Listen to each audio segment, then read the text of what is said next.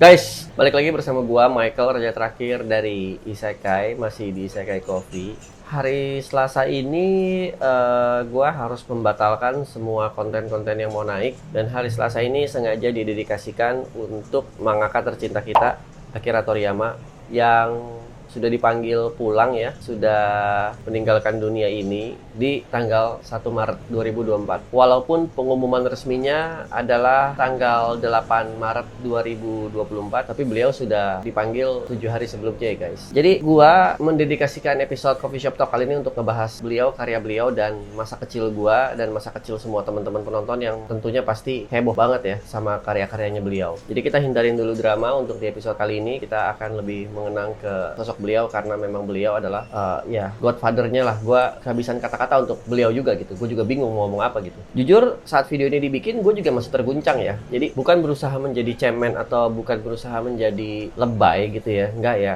Gimana pun juga gue laki-laki gitu kan. Tapi tidak bisa dipungkiri dan harus gue akui, dengan jiwa yang agak sedikit terguncang ini, gue tumbuh besar kembang di karya-karyanya beliau gitu. Salah satu yang membedakannya adalah gue tumbuh di karya beliau itu di saat gue sadar. Maksudnya gue ngulik gitu. Beda dengan Mazinger, beda dengan Voltus, beda dengan yang lain. Gue tumbuh kembang dengan Mazinger, Voltus, dan yang lain-lain itu gue dicekokin. Maksudnya gue dikasih satu arah dikasih sama orang tua. Gue dikasih. Tapi kalau Dragon Ball ini, gue udah di masa-masa remaja. Jadi gue ngulik, jadi gue mencari gitu. Gue nungguin komiknya, gue nungguin animenya, gue membeli semua karya-karyanya gitu. Oke, jadi biar kita nggak lama-lama, jangan lupa buat teman-teman yang mau ikutan nyawer, silakan di pojok kanan bawah ada link barcode-nya, dan ritualnya jangan lupa di like, comment, share, subscribe segala macam. Dan semua teman-teman yang juga mempunyai pengalaman yang sama seperti gua, silakan langsung ikutan di kolom komen. Kalian juga boleh menceritakan atau bercerita atau berbagi cerita bagaimana masa kecil kalian tumbuh dan kembang dan besar bersama karya-karya Akira Toriyama ya guys. Langsung kita mulai ya.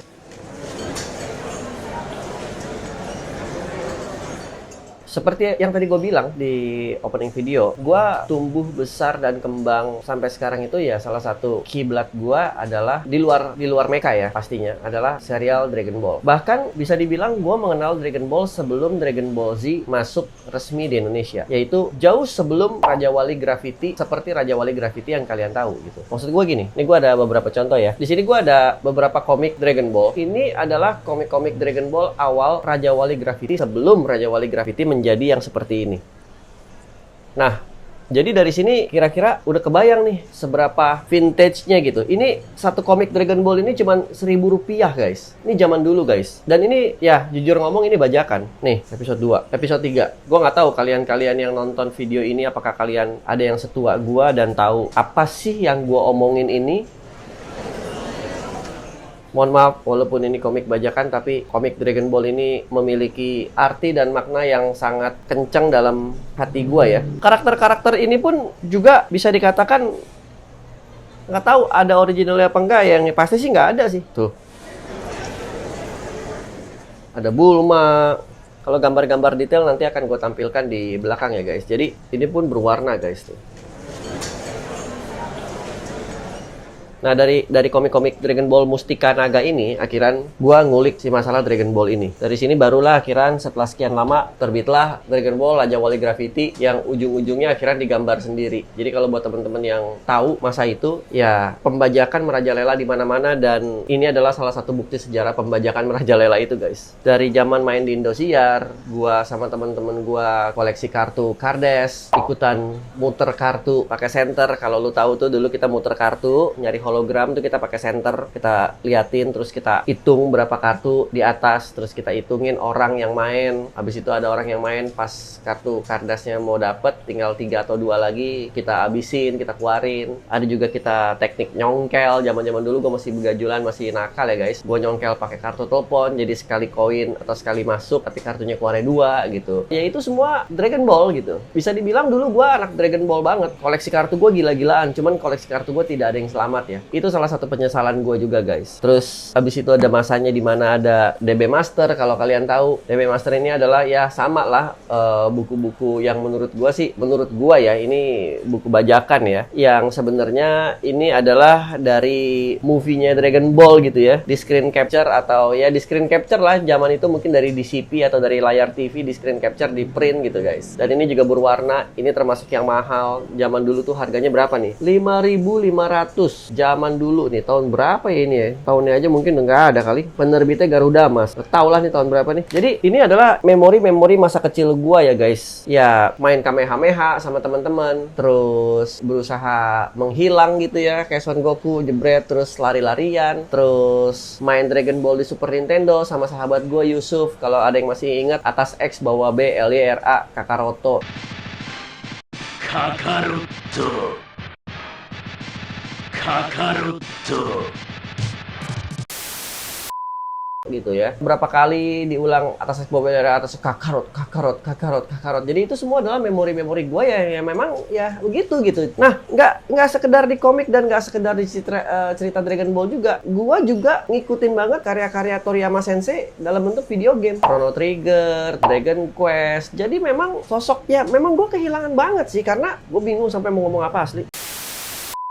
Karena gue lagi ada ekspektasi besar sama Dragon Ball yang baru ya, Daima ya. Di saat Dragon Ball baru Daima itu di-announce, mau keluar. Dan gosipnya adalah Toriyama Sensei sendiri yang akan megang project ini, maksudnya nge-lead project ini. Ternyata Toriyama Sensei-nya berpulang gitu. Jadi, waduh, berkalut-kalut di kepala kita dan komunitas, anak-anak komunitas nih gimana. Tapi juga memang sudah ada gosipnya kalau Toriyama Sensei ini juga sudah menyerahkan ke anaknya dan udah sempat di-announce gitu kan. Jadi ya nggak seberapa khawatir juga, cuman tetap terguncang dan tetap khawatir ya. Sampai gue juga nggak mau, di Coffee Shop Talk kali ini gue juga nggak mau pamer mainan gue Dragon Ball yang biasa-biasa aja ya. Jadi di sini gue sengaja mau ngasih tahu segitunya loh gue sama Dragon Ball, walaupun kalian tuh taunya gue adalah anak Mazinger, Kabuto Koji, Dr. Hell, Dynamic Planning Universe gitu ya, Getter, Robo segala macam. Enggak segitu doang guys. Kalau lu kenal gue, lu pasti tahu gue anak KDBI juga, member KDBI juga, nongkrong juga, dan ya gitulah guys. Di sini gue mencoba ngasih tahu ke kalian nih koleksi-koleksi aneh gue nih. Ini ada minumannya Dragon Ball yang sebenarnya isinya adalah produknya Capsule Corp, tapi packagingnya si ini kalau nggak salah si Krillin nih kalau nggak salah. Ini kalau nggak salah si dewa yang kecil itu Pilaf atau siapa lah, gue nggak tahu lah. Ini waktu di Tokyo gue sampai muter berapa kali gitu ya untuk mendapatkan si Goku dan Gohan, tapi gue nggak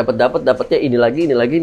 Akhirnya ya udahlah gue nyerah deh, yang penting gue ada aja. Nah terus pas dibuka ternyata isinya cuma orange juice biasa, which is good. Nah tapi ini juga udah nggak bisa diminum karena mungkin udah hampir 15 tahun kali ya. Tapi masih ada isinya semua. Nah terus ini juga pernah masuk di video gue yang sebelumnya. Ini adalah power bank. Nyala nggak nih? Semoga nyala ya. Ini adalah power bank official dari Dragon Ball dan Chocolate kerjasama. Ini lo harus beli baju berapa banyak dulu atau purchase berapa banyak baru bisa dapet ini gitu. Ini sengaja bajunya juga gue nggak tahu kemana semua. Gue cuma ngambil ininya doang. Nah terus kalau ini barang super nggak penting nih. Gue tuh selalu suka sama pernak-pernik Capsule Corp kan. Ini ada packagingnya Capsule Corp. Jadi kalau lo buka isinya ada Capsule Corp-nya. Tapi dua kapsul ini adalah pulpen biasa guys. Tapi bukan itu maksudnya gitu. Maksudnya adalah ini memorabilia yang sangat nggak penting tapi gimana ya?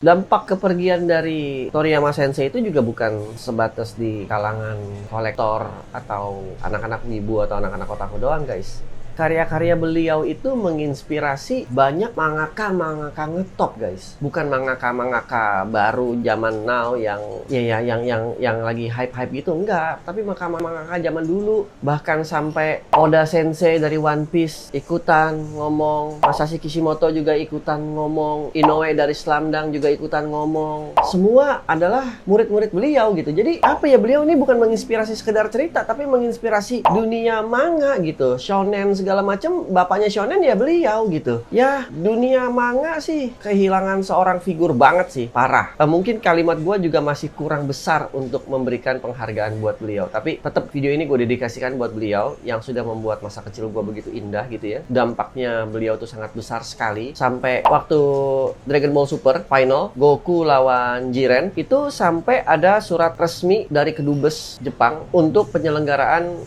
nobar final. Sampai segitunya guys. Jadi treatment mereka untuk Jiren versus Goku di final itu dibuat seolah-olah seperti tinju beneran, seolah-olah seperti Mike Tyson lawan Evander Holyfield gitu. Sampai pemerintah pun ikutan ngomong, kedubes pun ikutan ngomong gitu. Segede itu dampaknya gitu.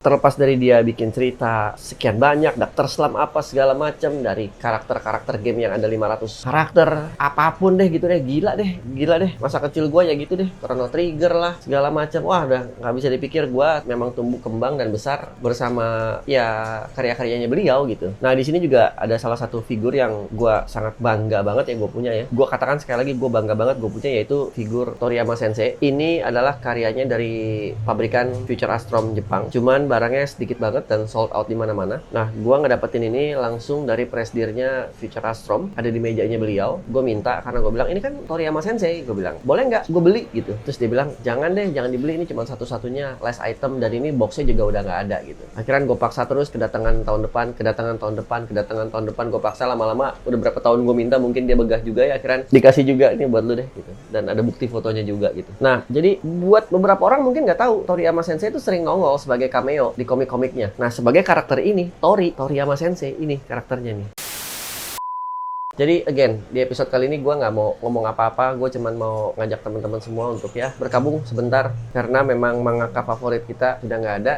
Tapi ya, terlepas dari itu, life must go on. Semoga Dragon Ball Daima jadinya bagus banget dan keren banget dan menjadi sebuah mahakarya juga ya. Dan semoga karya-karya beliau terus dan tetap menginspirasi buat semua mangaka yang ada. Gue inget banget zaman-zaman dulu gue main bola semangat lah, Kamehameha lah, hilang lah. Gue lempar apa terus pura-pura jadi apa kayak kapsul corp lah. Tiap kali keluar negeri, gue beli gelas Goku, tatakan gelas Goku. Gue beli jaket kapsul corp. Sampai anak gue aja waktu lahir itu gue beliin kostum Goku dan kepala Son Goku itu gue beliin, ada fotonya, ntar gue coba cari kalau misalkan ketemu gue tampilin deh. Sampai segitunya guys gitu. Jadi ya gue yakin bukan gue doang sih yang terguncang sih gitu ya. Ya gue termasuk terguncang banget sih gitu ya. Dan again, thank you buat teman-teman yang nonton. Jadi buat yang nggak tahu udah tahu, buat yang tahu yuk kita berkabung sama-sama, tapi life must go on. Kayak lagi segitu aja dulu. Gue Michael Raja terakhir dari Isekai.